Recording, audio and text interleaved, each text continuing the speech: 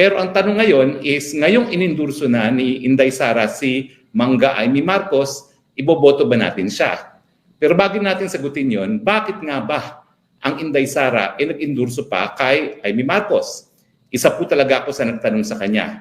Yung matapos siya na sampahan ng kung ano-anong kaso ng House of Representatives, kung talagang baka maya-maya mag-endurso na naman siya ng Marcos. At sinagot din niya ako, gaya ng sinabi niya sa buong daigdig, never again sa Marcoses. So bakit kaya nag-endurso na naman si Inday Sara sa mga Marcoses? Well, alam niyo po, naniniwala ako sa loobin talaga ni Inday Sara, never again to the Marcoses. Pero, ang anman naman niya nakakulong sa dahig, siya ay ginikipit, siya ay na-impeach, at siya ay dadaan sa pagliliti sa Senado. So kung siya ay nag-endurso kay Amy Marcos, siguro naman may dahilan po ang ating Inday Sara kung bakit niya ginawa yun. Now, pag-aralan natin, isa-isahin natin ang mga posibleng dahilan. Well, narariyan na yung kanyang impeachment trial, no, na kung saan lilitisin siya ng Senado. No? At alam naman natin na kinakailangan ni Inday Sara ng at least 8 senador na boboto kontra sa impeachment para siya ay manatili bilang isang vice president. Bilangin natin ilan ba yung susuporta kay Inday Sara sa impeachment. Ang sigurado dyan ay yung 3 PDP. Si Robin, si Bongo, si De La Rosa. Okay? Yan naman po ay siguradong, yung dalawa dyan ay siguradong mananalo na. Ngayon, na-endurso na rin ni VP Sara si Camille Villar. Siguro naman si Camille Villar, boboto na rin sa kanya. Sino pang posibleng bumoto kay Inday Sara? Nandiyan si Joel Villanueva. Sigurado naman po yan, boboto kay Inday Sara Duterte. Tapos, nandiyan din si Alan Peter Cayetano. Hindi masyado magkasundo itong dalawa, pero dahil naging vice-presidente naman ni Tatay Digong si Alan Cayetano at nagsasalita ngayon, sigurado naman po ako na si Alan Peter Cayetano hindi rin susuporta sa pagtatanggal kay VP Sara. Nandiyan din yung kapatid niya, si Pia Cayetano, na bagamat hindi pa nai-endurso ngayon Inday Sara, tingin ko may endurso rin. So, posibleng pang-8 ay si Amy Marcos. Ngayong siya ay na-endurso na. Siguro naman, kapag na-endurso na ngayong na-endurso na ni VP Sara si Mangga Amy Marcos, talaga namang at least maninindigan si Manang Amy na hihindihan niya ang anong tangka para tanggalin sa pwesto ang ating Vice President. No? Sana nga naman po. No? So anyway, ganyan po ang analysis ko. No? Ang unang-una na kailangan ni Inday Sara, it's the fight of her life. Kinakailangan talaga na siya po ay hindi matanggal bilang Vice Presidente. Kasi pag siya ay natanggal sa Vice Presidente, mawawala yung resources ng kanyang opisina, mawawala rin yung kanyang visibility as Vice President. No? At magiging mas madali na Marcos forever ang mga Marcoses. No?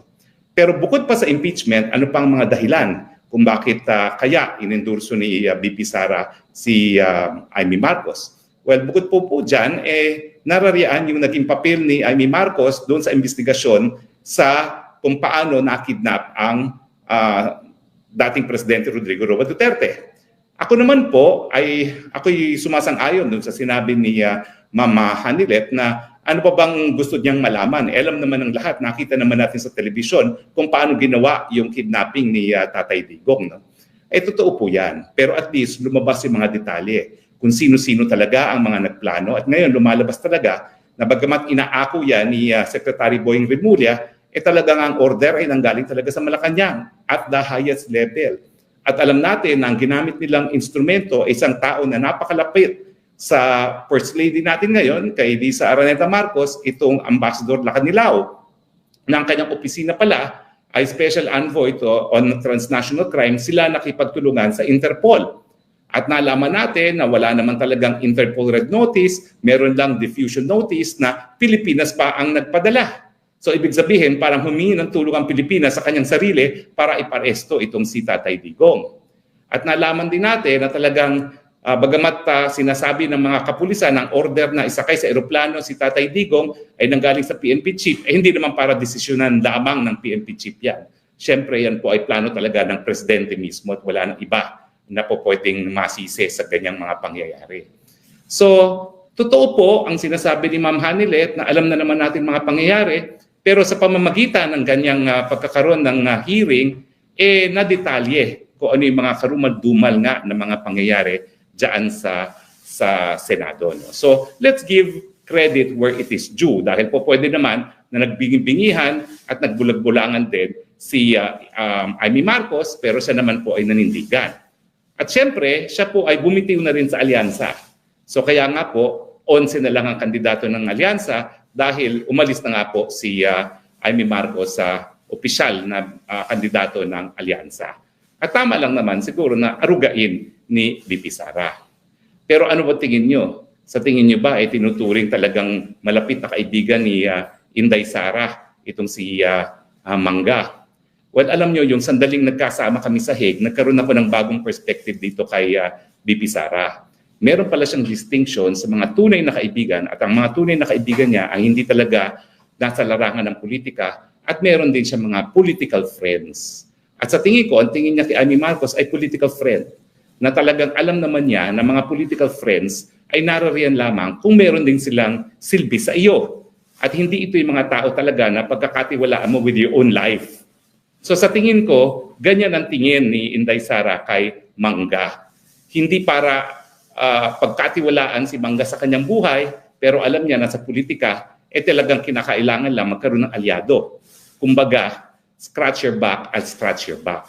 Ngayon, nangangailangan ng suporta si Amy Marcos. Siyempre, tinulungan siya ni Inday Sara at inaasahan naman natin na bagamat minsan nang nabigo si Inday Sara doon sa kay Amy Marcos dahil ginamit nga siya para manalo at talaga namang wala namang masyadong nagawa si Inday Sara, si Amy Marcos para itigil yung mga maiitim na balak ng kanyang kapatid at ng mga kaalyado ng kanyang kapatid, kahit papano, magiging kakampi ni Inday Sara itong si Mangga Amy Marcos. Alam ko mahirap tanggapin na na-endorso na naman ang VP Sara ang Mangga Amy Marcos. Gaya ng sinabi ko sa inyo, no, ako yung pinakahuli-huling bumitiw kay Amy Marcos sa pagkakatiwala sa kanya. Hanggang sa muli, ako talaga'y umaasa na magiging tunay na kaibigan itong si Amy Marcos. Pero ang katunayan po, sa politika, wala talagang tunay na kaibigan. At yan ang isang natutunan ko na kay Inday Sara. Ang tunay na pagkakaibigan, yun yung mga taong labas politika. Dahil talagang ang mga nasa politika, naggagamitan lang yan. Yan ang masakit po. At sa tingin ko, may mga dahilan naman ang Inday Sara. Huwag na po tayo magtampo kay Inday Sara. Bakit?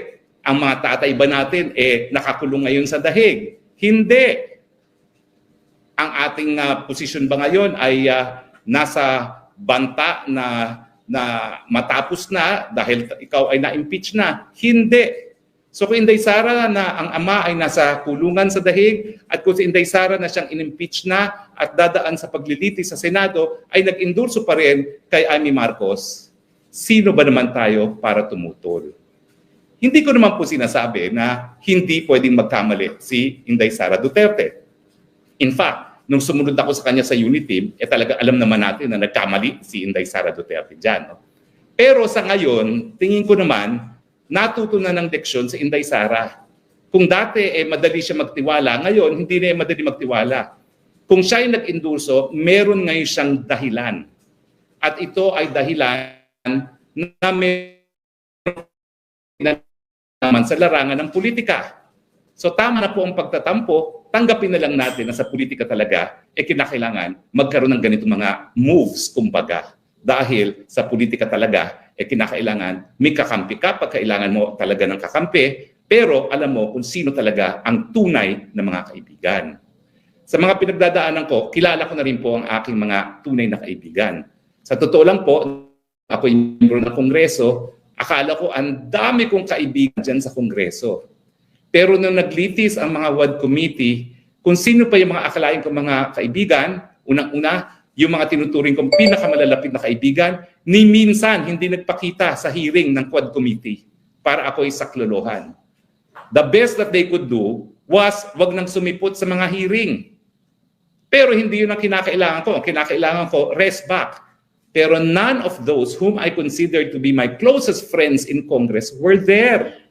The most na ginawa nila, nag-absent sila. At yung mga lukulukong mga nanira sa akin, yung mga loko-loko na talagang kung ano-ano mga pinagsasabi laban sa akin, ay nako.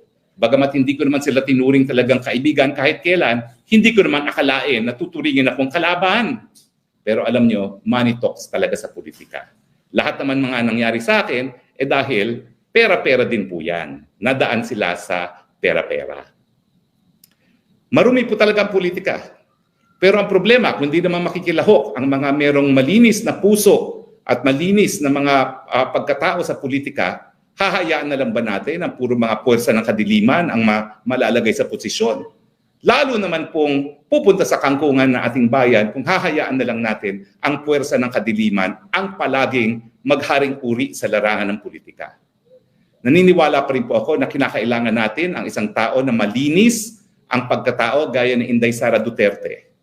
At kung si Inday Sara Duterte naman na pinagdadaanan ng napakadaming pagsusubok ay nagdesisyon na suportahan na si Mangga Amy Marcos, mangga pa rin ang mga Marcos, hindi pa rin dapat pagkatiwalaan ng mga Marcos, bantayin pa rin natin at pagdating ng panahon, parusahan ang mga Marcos.